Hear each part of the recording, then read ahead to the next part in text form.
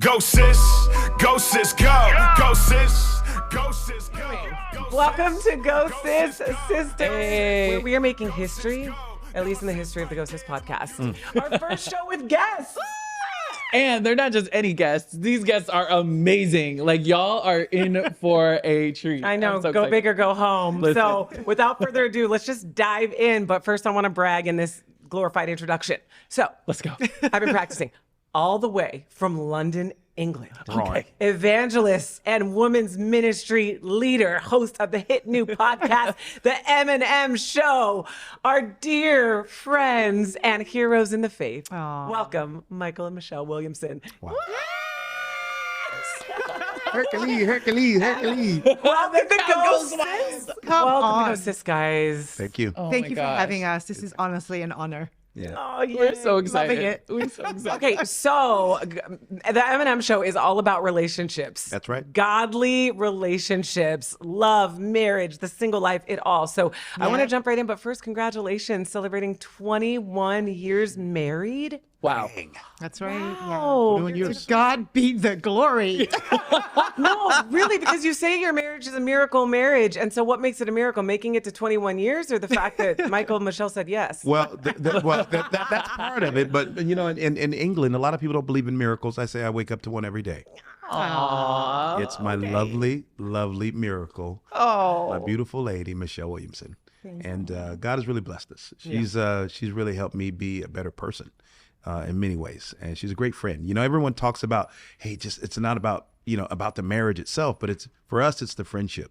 The beauty of the friendship, the camaraderie, what we've done together, the struggles together. Yeah. And it really is a miracle how God has brought us through so much. Yeah. And given us the ability to smile with each other. But now your marriage helps so many other people. So I don't even want to like wade in the water. I want to jump in the deep end. Let's get in, go in.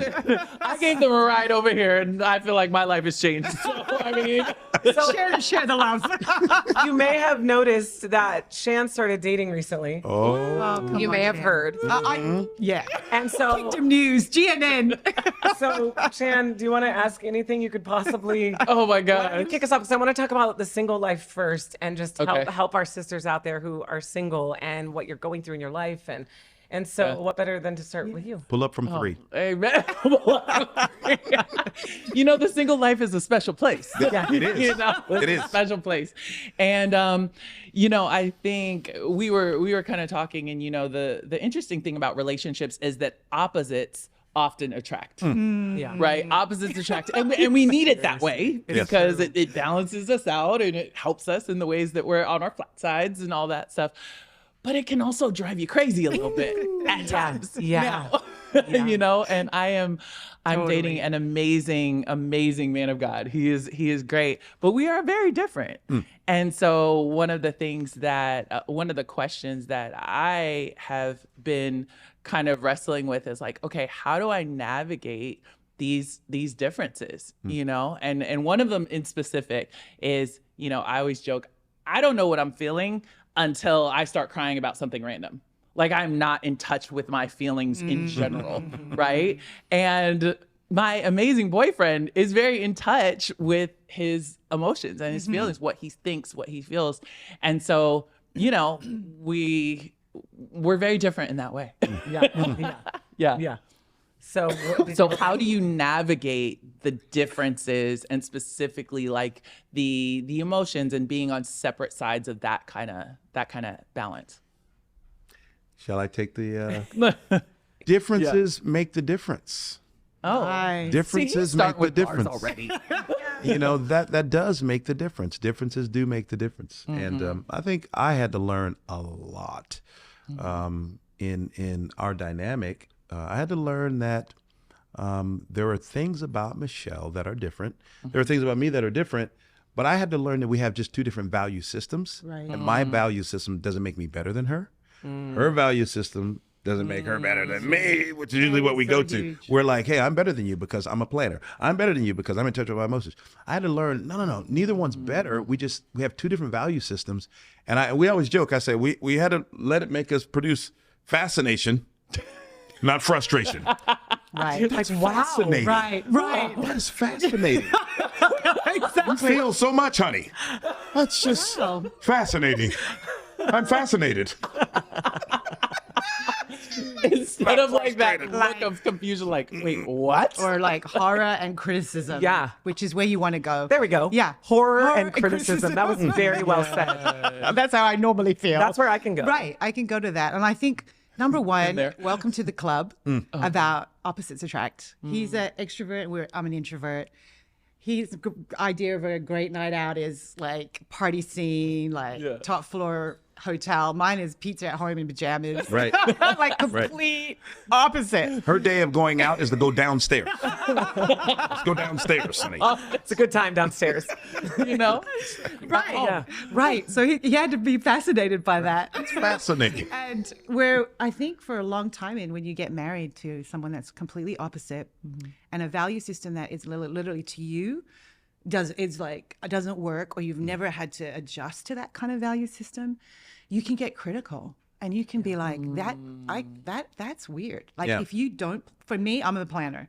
Yeah. And to not plan is like irresponsible. Oh, that's like that's Josh, there. 100%. That is complete irresponsibility and selfish. Yeah. Whereas he's like, dude, you're a killjoy. Like, I got this. I love living life on the edge. It's got to be organic. it's We got to have an organic. element of Fear. Exactly. Some excitement. One time, like when we do, I don't wanna be afraid. lessons, even when we do our M&M show, like he gives me very little information, very, very little. And I was like, one day I was like, babe, I don't really enjoy like not having a lot of information. Like control. winging it. Winging it. Winging it is And the he's worst. like, babe, you do actually better when you can, when you wing it. And you're not in And control. you're not in control. Wow. So just trust me in this. So I'm like, oh, okay, no safety net and just jump. And it's challenging. And actually, I do better by not being in control. Yeah. And I've learned too to just really deepen my trust in God. Wow. Right.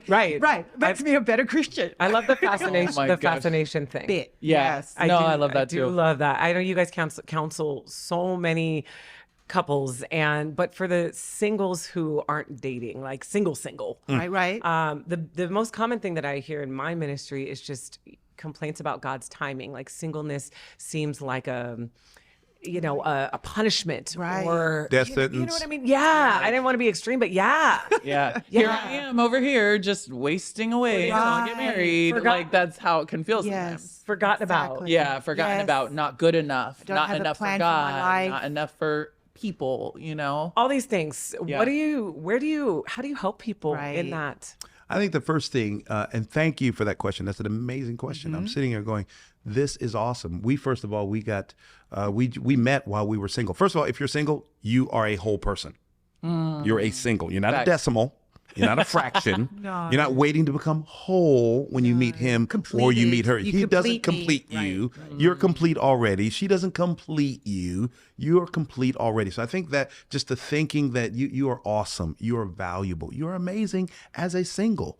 I think that's a great starting place. And we both had that kind of mentality. Yep. We weren't looking for the other to complete us. Right. We were secure as Living our singles. best life. Yeah. Singles first. Yeah. And then I think the other thing is I think we've been socially engineered in the world Yeah. that everything is about the highlights.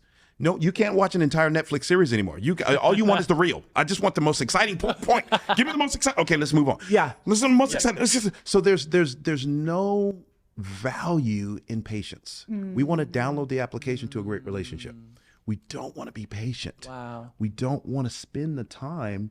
We don't want to be patient. I don't know. What do you think? Yeah, absolutely. I think that I was just thinking about the timing aspect of it. And I always say to singles that being single is not like you're in the waiting room. Right. Waiting, it's like an in-between. Yeah. Singleness is not an in-between from, okay, when I'm going to get married and that's going to make my life better and completed. And I think a lot of people just sit in the waiting room. And that's why you feel like you're wasting away, because you're not really living your life. You're waiting for something that you already have. Wow. You have it already. Yeah. And I think what you're learning after talking to you 1 month of dating, you're like, oh, It's a lot of learning. changed. Yeah. What you thought would be incredible actually exposes areas that haven't had work on yet. So actually, I think marriage actually, it completes you in the sense that it forces you to face areas that being single may not have been faced. And that's why That's the value of marriage, but not necessarily happiness. And I think that singles think that marriage will lead to happiness, but it doesn't necessarily. It can actually add to more frustration, right? More frustration and stress if you don't do it with God, if you don't do it with the right perspective. Yeah, and it doesn't make you. Marriage is supposed to make you holy, not happy. The only one who can really understand you, male or female, is God. And that's why I love the Bible, because, there's all these podcasts about what do we do? How do we do? All these. Why don't we just find out what God said? Yeah. He said, it is not good for a man to be alone. But why did he say that? That was before man had a relationship with God. That was before man had a job and he cultivated the things that God gave him. So, in other words, until you have a great relationship with God, until you are inspired, and because the Bible says God said it wasn't good for the man to be alone. He didn't say that.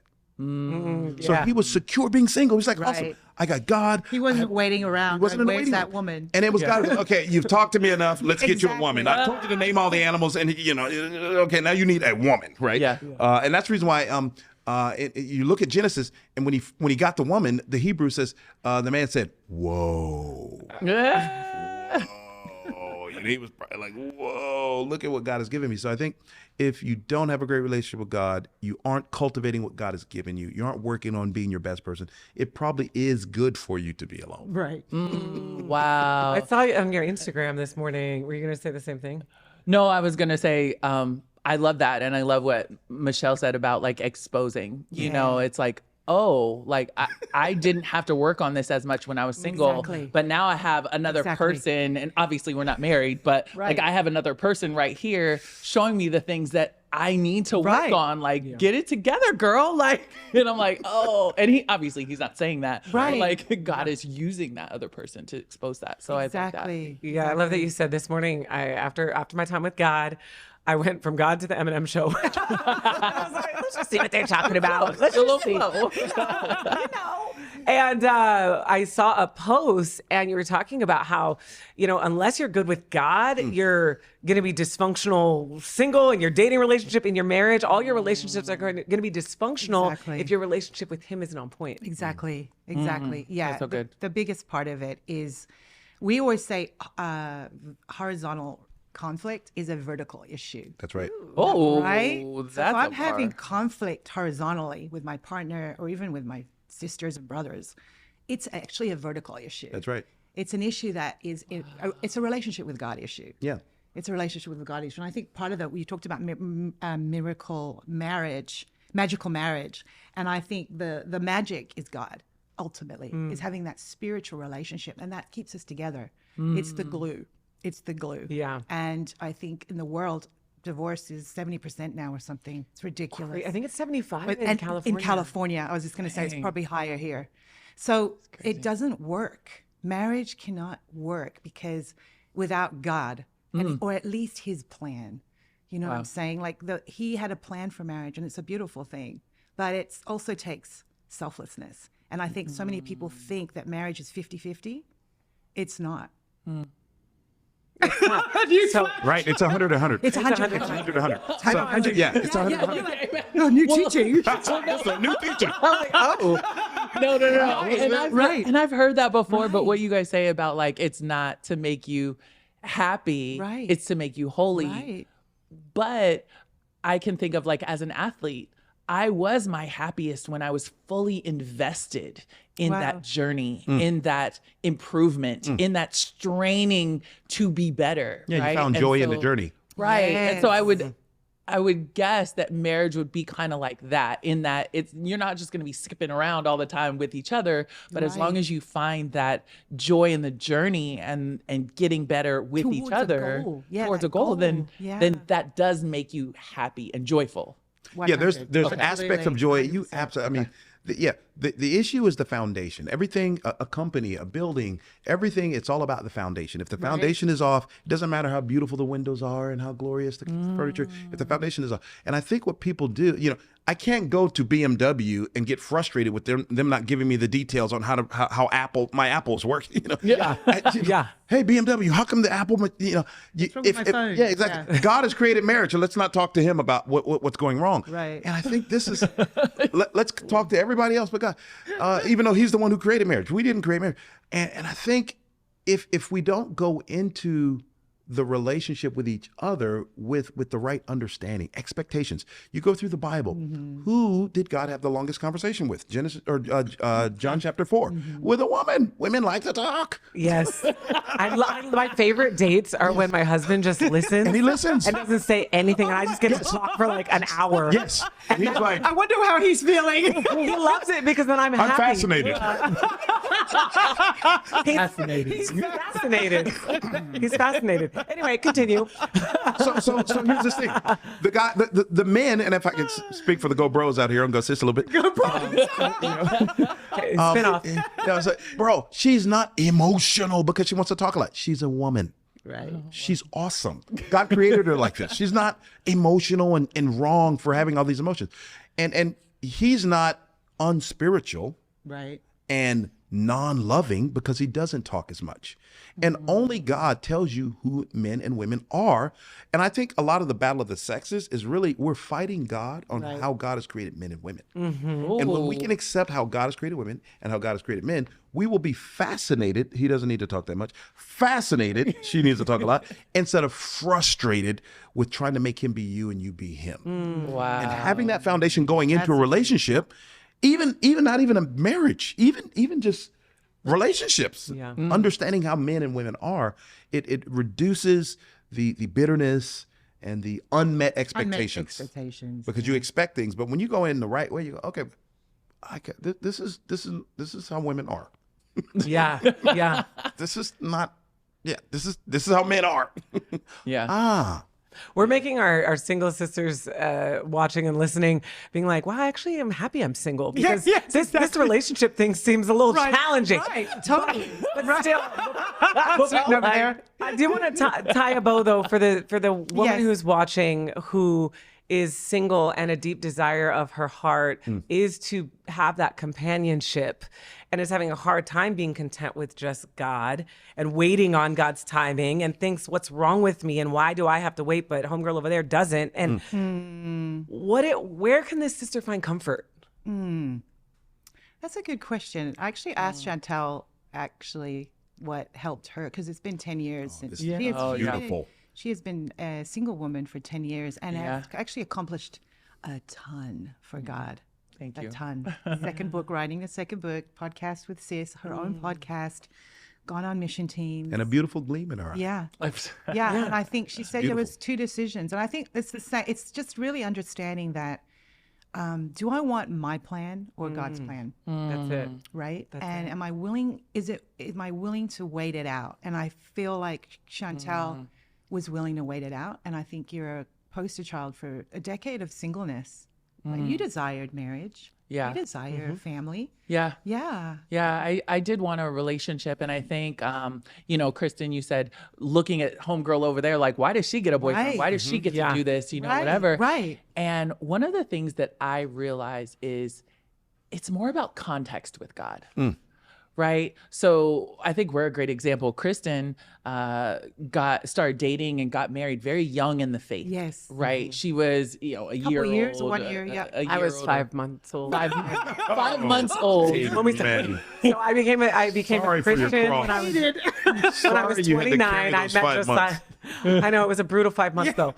I became a Christian 5 months. I met Josiah. We dated for 11 months. We're engaged for 4 months, and the rest is history. Wow. Right. Yeah. And so then I'm sitting over here like I'm 10 years old and there's no spiritually. And there's no way that I can say, okay, Kristin was more mature spiritually, more spiritual at 5 months than I was at 8 years old spiritually or whatever.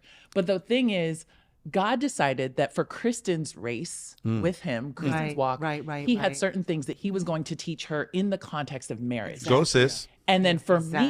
me, I was going to learn those same lessons in the context of singleness. Wow. It's not about who's more spiritual. We treat Or who's two more oth- blessed. Or who's more blessed. That's where people go. Exactly. Like you must be God's favorite because he Right. decided that he could bestow upon you a man. Okay, like that's a blessing for sure, but it's not about spirituality or blessings. It's about the context in which God has chosen to teach us certain lessons. This is a Exactly. perfect time for the parable of soul food.